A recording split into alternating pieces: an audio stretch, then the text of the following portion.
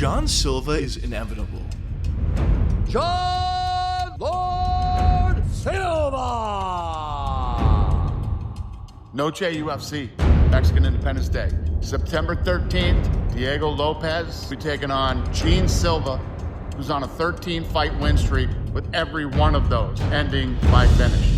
With the previous other 3 fighting nerds losing their undefeated records, a lot of fans are pointing to John Silva as the next fighting nerd to lose his undefeated record. But I'm here to tell you, not only will John beat Diego Lopes, but he'll also become a UFC champion. Yo, this guy really is a problem. His striking, his confidence. I said to Rogan and those guys when he walked back there, how do they have that much fun going into a fight? Granted, I love my job and I love fighting. I never felt that happy when it was time to compete. I liked it.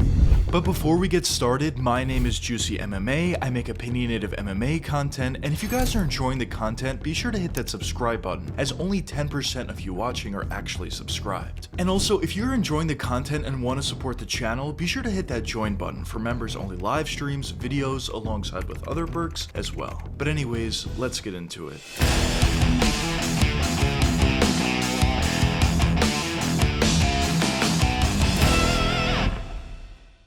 When talking about John Silva, it's very easy to assume this is not a serious fighter, as when he's walking out, when he's having his introductions, when he's in UFC press conferences, he's always barking at his opponents. And even when you watch John Silva fight mid-fight, he's always congratulating his opponents on landing good shots or even getting close to landing good shots on John. But behind all the antics and behind all the jokes, there's a legitimately great fighter in John Silva. And I personally think not only will he easily get past Diego Lopes, but I also think John Silva is going to become a UFC champion. But a question that some of you may be wondering at this point is, why am I so high on John Silva? Well, in my opinion, it comes down to a couple different factors, but the first and main factor I want to touch upon is his striking. Because behind all the antics mid-fight, John Silva is a legitimately very technical striker out there. On the feet, John has a really good ability to do everything at a very high level, whether you talk about his jab, his right straight, his left hook, leg kicks, body kicks, head kicks, even step and elbows. John is able to do all of it on the feet. But really what sets him apart from a lot of other strikers is his timing and his patience. A lot of times when fighters have so many different abilities on the feet, they look to put out a lot of volume on their opponents. But for Silva, although he could do that at times, for the most part, he's a complete opposite. Basically what he's trying to do out there on the feet is maybe throw a couple jabs, a couple leg kicks, but basically what he's trying to do on the feet is wait until his opponents open up. And when Silva is able to find those openings, that's really where he goes for the kill. As at that point, he's able to land a lot of nice uppercuts where he was able to finish Charles Jourdain with. He's able to utilize his signature combination, which is a left hook into a right hand, where he was able to finish Bogdasarian with, alongside with the fact that he was been able to hurt a lot of other fighters with that particular combination. And basically on the feet, you're not going to see a ton of volume out of John Silva. Basically what you're going to see is a very smart technical striker out there that's going to wait for his opportunity, but when that opportunity does come around, he's not going to waste it. And that's usually where he finds his finishes. But the next reason for why I think John Silva is going to be so successful is due to his athleticism. Because his athleticism helps him out in a couple different ways. On the feet, he's able to explode into these big power shots to knock out his opponents, but also more importantly, it helps him in terms of the grapple. Because if you look back at Silva's fight against Charles Jourdain, he got taken down a bunch of times against a not so high level grappler. But if you fast forward in his fight against Bryce Mitchell, he did a great job at making significant improvements, as he didn't get taken down once against Bryce Mitchell, who, as I said, is a significantly higher level grappler compared to Charles Jourdain. And a huge reason for why Silva was able to make that huge improvement is in part because of his ridiculous level of athleticism. MMA fans and analysts talk about this all the time, and it is so true. If you have a ridiculous level of athleticism, you just have natural advantages over most of your opponents. And because Gene Silva is so athletic out there, he just has a natural advantage in terms of making significant improvements to his takedown defense as compared to someone who wasn't all that athletic. So overall, I do think the athleticism of John Silva is also a huge reason for why I think he's going to be so great. But the last factor I want to touch upon is John Silva's physicality. Now, this is also something I talk about all the time, but guys who are super physical just have natural advantages over their opponents, because they can be losing a majority of the fight, but because they're so physical, they can take the shots, and it only takes one big right hand or one big shot from them to finish their opponents. And when you look at John Silva, it's very clear that this guy is one of the more physical fighters in general in the UFC, but also especially he's one of the more physical fighters at 145. And I think because of that, he just has a natural advantage over most of his opponents. And when you look at all the factors I mentioned combined, talking about his physicality, talking about his skill, talking about his athleticism, it all combines for a generationally good type talent and a guy who I think is going to become a UFC champion sooner rather than later. But another question that some of you may be wondering at this point is how specifically do I see the rest of Jean Silva's career going from here? Well, in my opinion, the roadmap from here to get to a belt is relatively simple. He's going to need to beat Diego Lopes. He's most likely also going to need to finish Diego Lopes, which are two things I think Silva will do this weekend at UFC Noche. Then after that, I believe Silva will be earning a title shot from there. Whether that's against Volkanovski, whether that's against Lerone Murphy, whether that's for the vacant belt, I don't really think it matters. Against essentially everybody at 145 at this point, I do favor Jean Silva due to his physicality, due to his speed, his athleticism, his striking acumen, alongside with also the fact that he has shown some pretty good cardio as well. I just really feel like Jean Silva is inevitable at this point, and within his next two fights, I do believe he will become a UFC champion. And going forward from there